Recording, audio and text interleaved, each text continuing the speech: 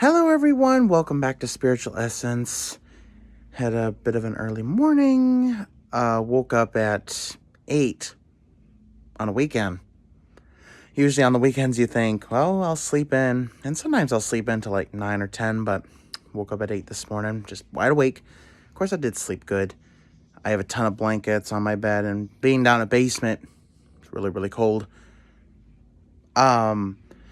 I wanted to make this video because it pertains to my life and it might pertain to yours as well.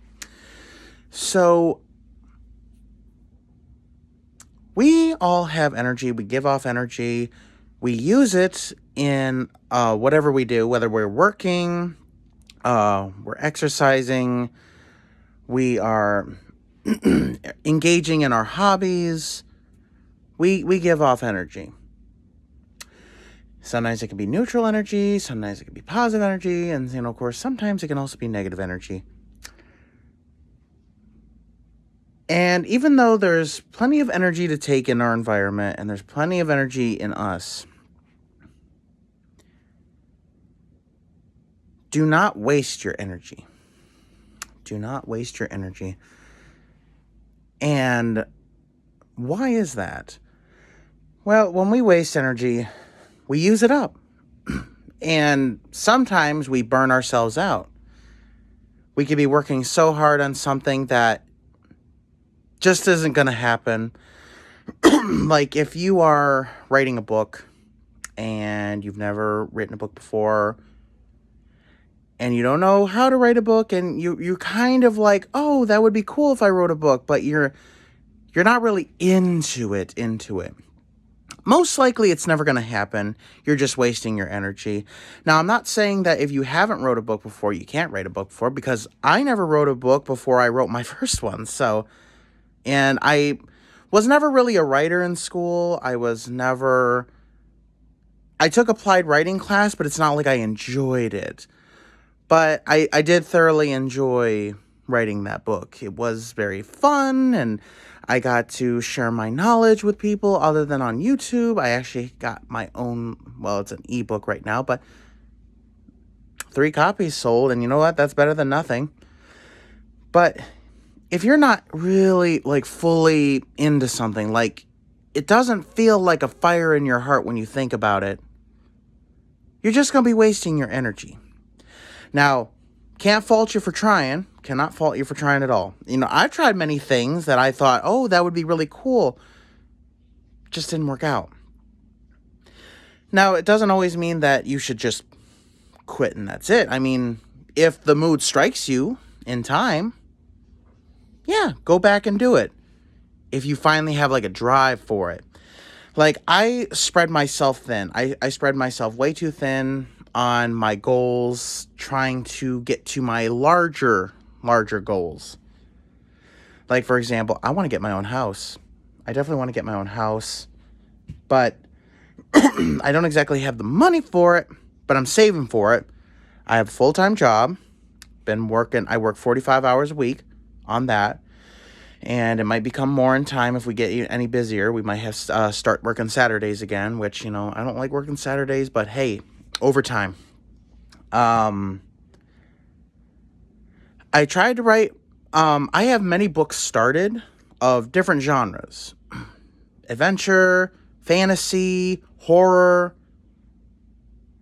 And at one point, I did really have the passion to write them, but I lost that passion. And to struggle to try without that fire in me, it's just going to be a waste of my energy. Doesn't mean that I'm never going to work on them again. It's just right now, that's not the most important thing. So I have chosen to work on my animation skills. And last night, I actually did work on my animation. I was so excited about it, and I think it actually turned out really good. And I do want to make a video showcasing what I have made so far. I haven't animated anything full yet. I've animated little clips here and there, and I would like to show that off. But I have drawn a lot, and I have been working on also getting better at drawing in general.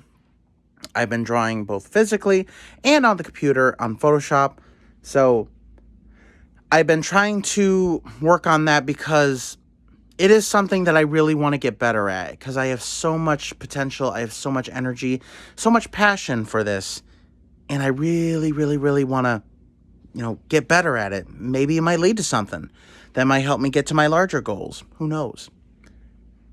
But when it comes to situations like that, when it comes to people who are just a waste of your energy, people who waste your time, people who piss you off every time you look at their face, but they always want to be around you for some reason, people who don't really benefit your life at all, cut them off. They're a waste of your energy.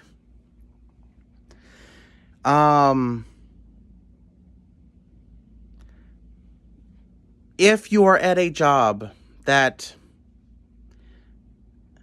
isn't really doing you any favors financially, or, you don't have a passion for it, and I know a lot of people don't have, I don't have passion for my job. I'm there to get paid and go home. That is it. But I am working to try and get a job that does make me passionate, that feeds my heart and soul, as well as my pocket. And I know that a lot of people do not have control over that. I understand. We all have to do things we don't like to do in order to get to better things. But many times when a job was like plain terrible, like for example, my last job I was at for a year was a printing company. And at first when I got there, I was like, ooh, I really do like this. And I had been unemployed for a time before that because I had taken time off to work on my book. I lived off my savings for a year, and I wrote my first book. So I tried getting jobs here and there, and none of them were working out because either the training was bad or, the work was too physically demanding.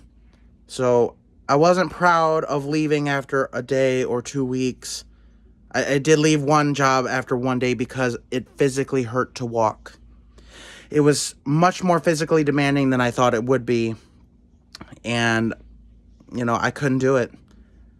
But this job, my last job, was very nice. I liked it. I wasn't a huge fan of the supervisor, but, usually people don't like their supervisors. Usually, in my experience. But it was a job that I could do. It was on night shift, and I like night shift. I like how everything's more calm on night shift, especially the drive home when there's few people out. And I'm more energized at night. I think I made a video about that where I'm more energized at nighttime. I like to take night walks, and I tend to think clearer. And they were good for a while, and they actually made some changes in the supervisor position. The old supervisor, who I hated, Bob, left. And for a while, there actually wasn't a technical supervisor on duty. Everyone would leave for the day, and the people acting as manager were like the project manager or our head manager, Kathy, who, she would leave at the end of the day, and the project manager would leave at the end of the day. So after that, if we really had a problem, we would have to call them. They were not physically there at the location. But sometimes we couldn't reach them, so that was difficult. We had no supervisor who actually knew what they were doing on duty, which was kind of a nice thing because you didn't have someone constantly breathing over your shoulder. You didn't have to worry about them being in a mood.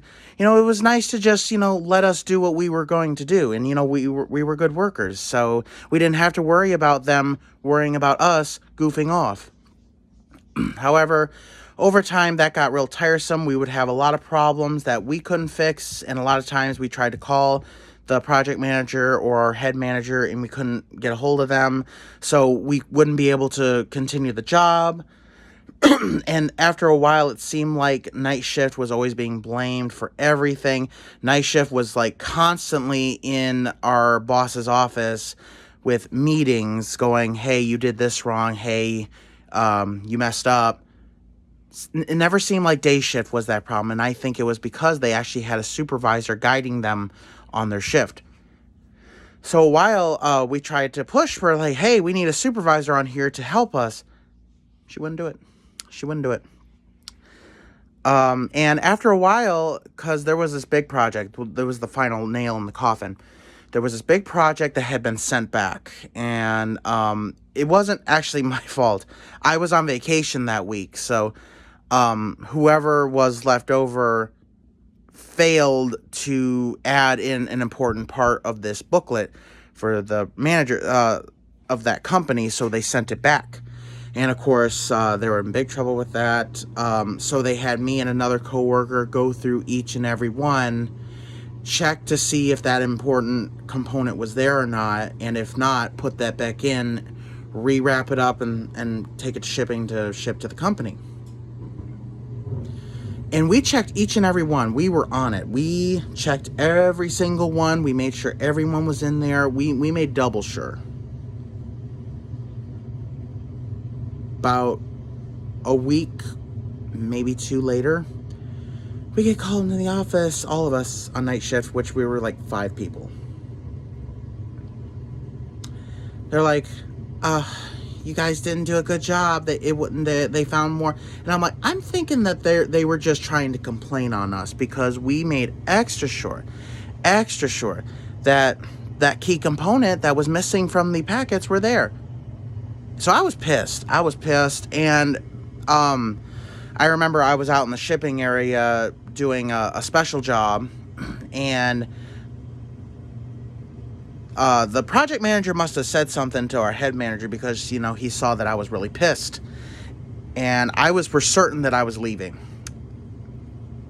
She actually had the gall out there to come out there and say, oh, just so you know, that wasn't directed at you. I just wanted you to hear it. She looked directly at me and the person I was working with for those booklets and was telling us how we messed up and didn't do a good job. And, it's always a thing with our shift.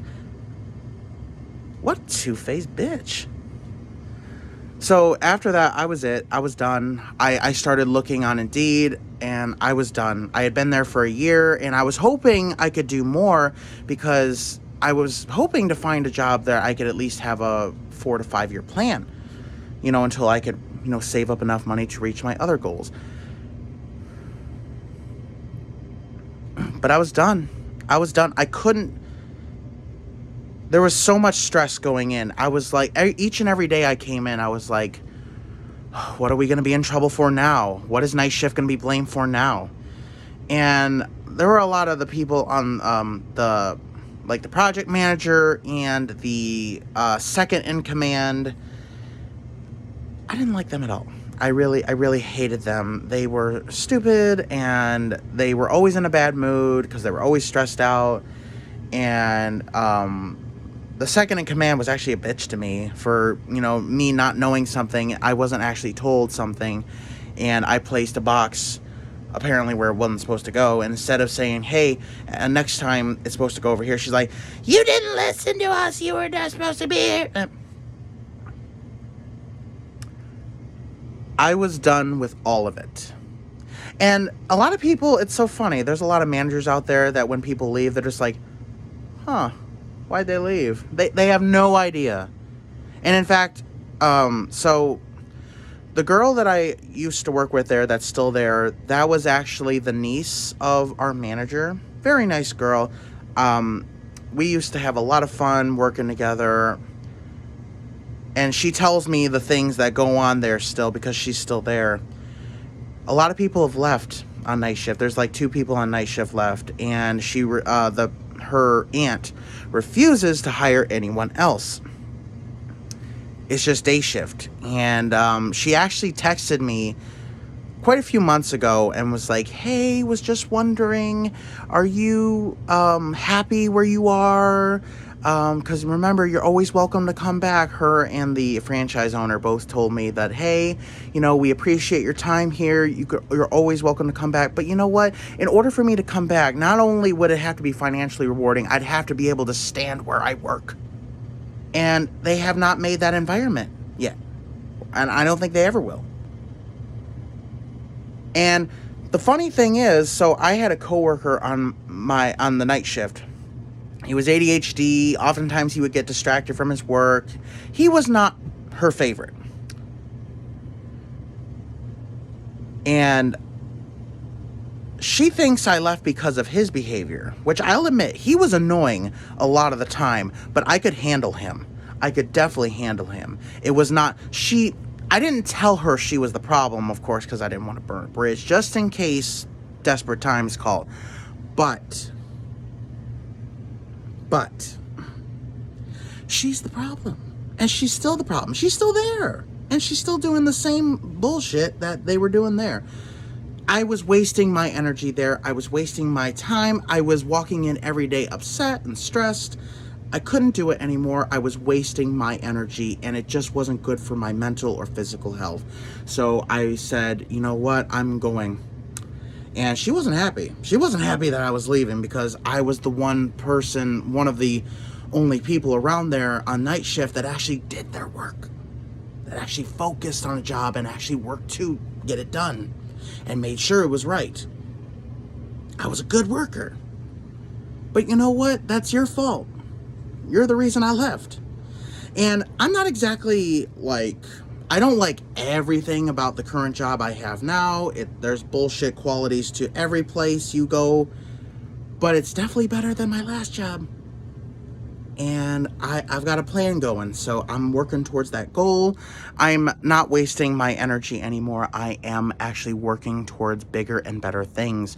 So I am happy about that. I feel good about that, and I would love for everyone watching this video right now, everyone, to be able to have that feeling as well.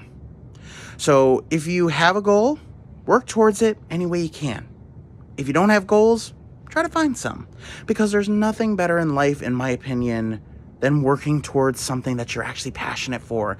And do not mind the naysayers who are like, you'll never be able to make that into a living. You'll never be able to get to that goal. There's no way that you're going to be able to do that. My parents. I haven't even told them about these goals because I know what they're going to say.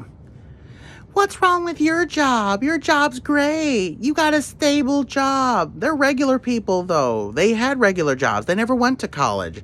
My mom went to beauty school, but, my dad never went to college.